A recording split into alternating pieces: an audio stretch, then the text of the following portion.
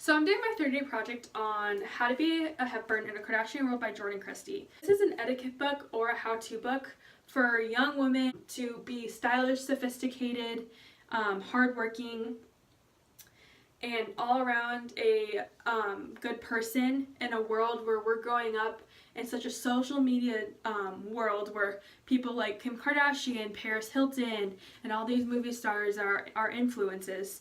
And she is taking this and her past experiences from writing a book, How to Be a Hepburn in a Hilton World, and all her past experiences in the working world and her relationships, and bringing it in a how-to book for us to read to help us establish what we should be in a society that is so social media directed.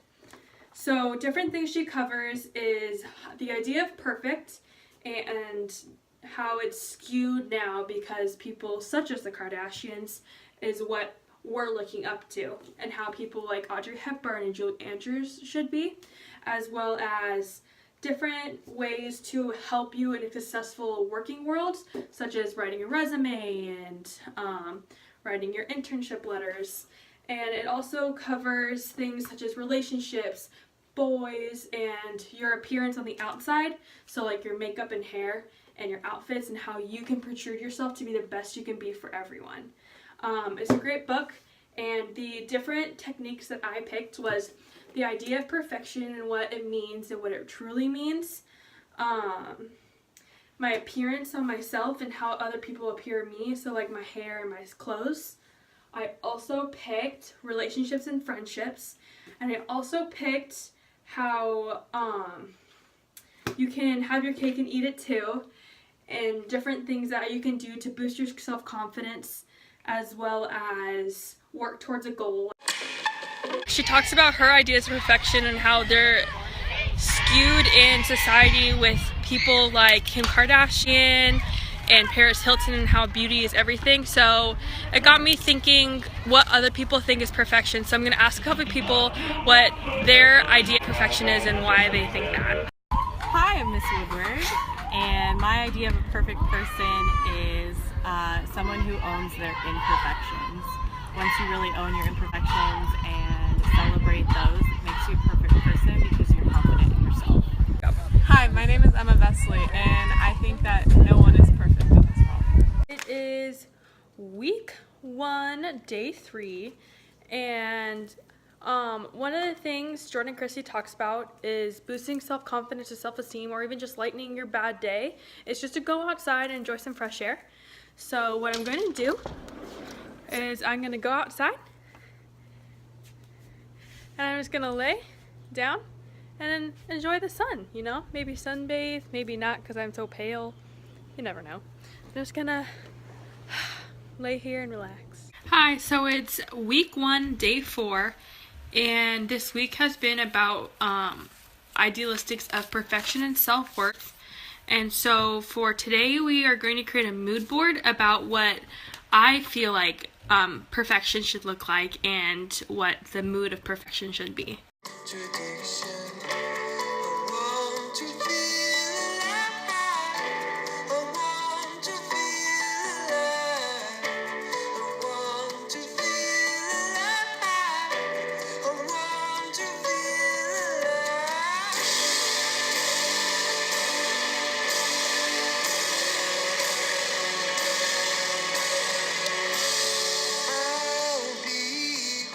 So it's the end of week 1, and this week the techniques we worked on was the idea of perfection and how people relate to that or people see that. And so Jordan Christie, in her chapter, The Illusion of Perfection, talks about her battle with the idea of perfection and how she listened to all the magazines and all the social media and had to overcome a lot of disorders. And she says something that hit me really hard. She says on page 8, perfection wasn't a prerequisite for happiness. That's something that I think a lot of people should know, and that's something I'm going to take with me, that you don't have to be perfect to be happy, but you can just be yourself because no one really is perfect. So it's week 2, day 1. I'm coming back from my internship, and I wrote letters to my best friends saying how amazing they are and how they've impacted my life. Jordan Christie gives an example of this in her book, and so I thought this was a great way just to tell them that they mean something to me. So we're at my friend Logan's house, so now we're gonna go up there and give her the letter.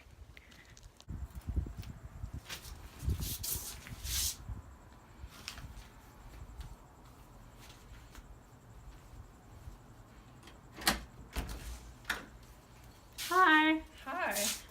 I wrote you a letter saying how much you mean to me. Aw, thanks. Okay, so now we're gonna go to Allie's house.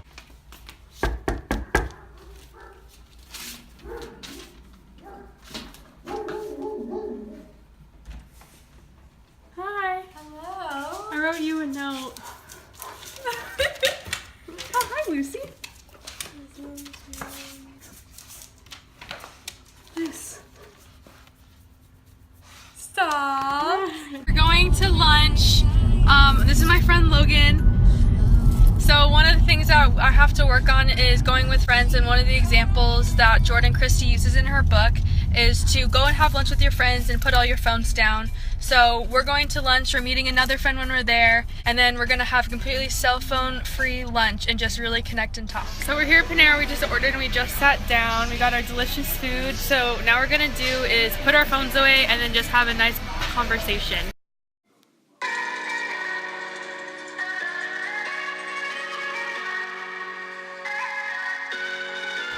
So it's week 2 and I'm going to meet a friend, Victoria, to study together. So we're here at Starbucks with Victoria. She's working on econ, I'm working on my math homework, and this is just a great way to get stuff done and study together by also spending time with friends. It's week 3, it's day 1, and this week the techniques I'm tackling are appearance and how important it is to make yourself appear how you want to be perceived, because makeup, hair, your outfit really shows you what people think of you, and you want them to think of you in a positive way, so you want to dress appropriately for that. So to start off the week, I'm going to take Jordan Christie's style quiz. She includes this in her book in the chapter Dress to Impress. It's just a little quiz that you can see in a magazine, but she's tailored it for people to be able to pick out of their styles. So I'm going to take that and see what my style is. So I just finished the style quiz, and what it just gave different types of styles and things that would describe your style, and you circled the ones that most applied to you. And my results showed that I am mostly the lips that were given. And this is what it says. You're classic. You love smart, timeless pieces and are drawn to sophisticated designs and elegant lines and colors. You always look put together and love to keep your wardrobe updated and organized with classy colors, white, navy, taupe, and chic silhouettes, wrap dresses, trench coats, fitted button-ups. Style inspirations include Kate Middleton, America Ferrera, Jennifer Lawrence, Jessica Chastain, and your ideal stop to shop are J. Crew and Bergdorf Goodman. So that might not be entirely true, like I can't wear trench coats because it's Phoenix, but I do try to look sophisticated and look put together, so I'm happy with my results, and I'll see how that affects my fashion this week. So it is day 2 of week 3, and today I am going to purge my t-shirts. I have so many t-shirts from volleyball, from sports med, from volunteering that I just don't wear. And so in Dress to Impress on page 159, Jordan Christie suggests going through clothes to have a fresh start and to save space for clothes that you would like to buy later and to donate clothes to people who need it more than you do. So I'm going to go through all my t-shirts.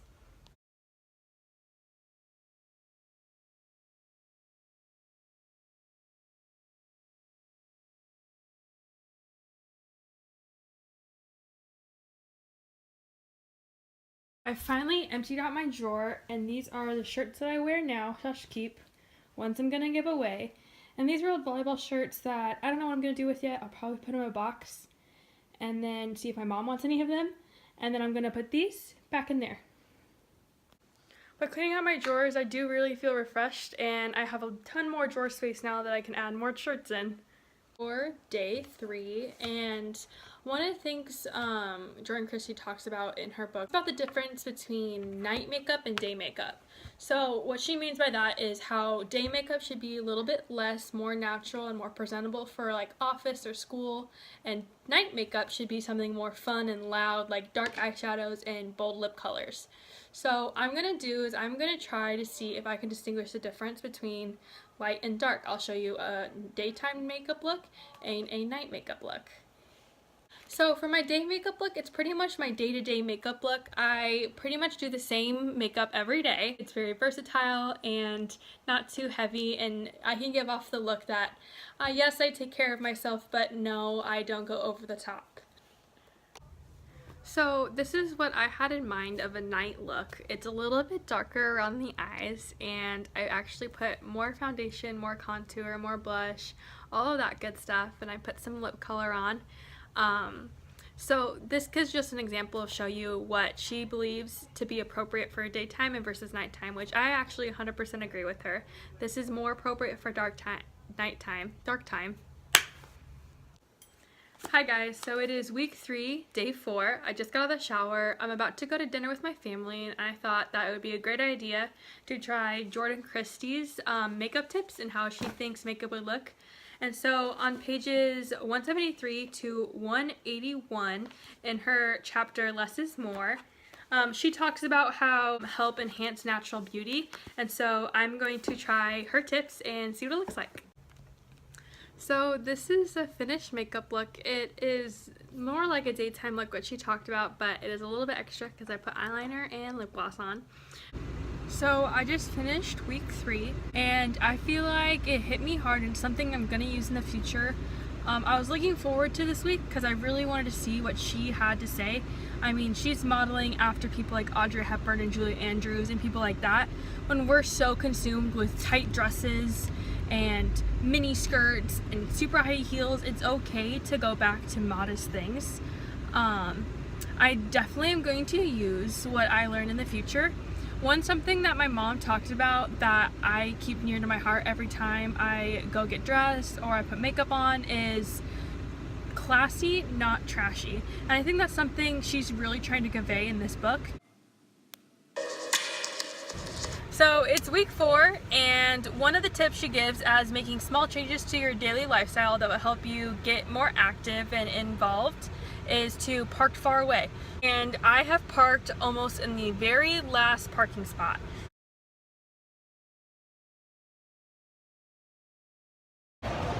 So it is week 4. I just got done coaching volleyball. I coach a 9-year-old's team. We have 2 games on Saturday. I'm really excited. This is a great way to go out, get exercise. Of week 4, and Jordan Christie in her book gives a couple recipes for things like brownies, and this drink that I'm gonna make is sparkling lemonade and iced tea in a fancy glass. So I would probably serve this at like a dinner party or like my graduation party. So I'm gonna try it.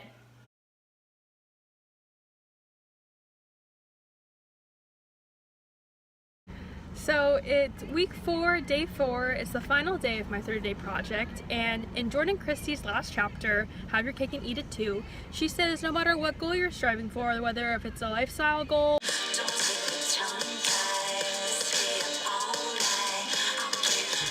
so it's the end of week 4, and what the techniques I was working on was dieting and healthy alternatives to like sneak in your everyday life, as well as some recipes and some fun things to do.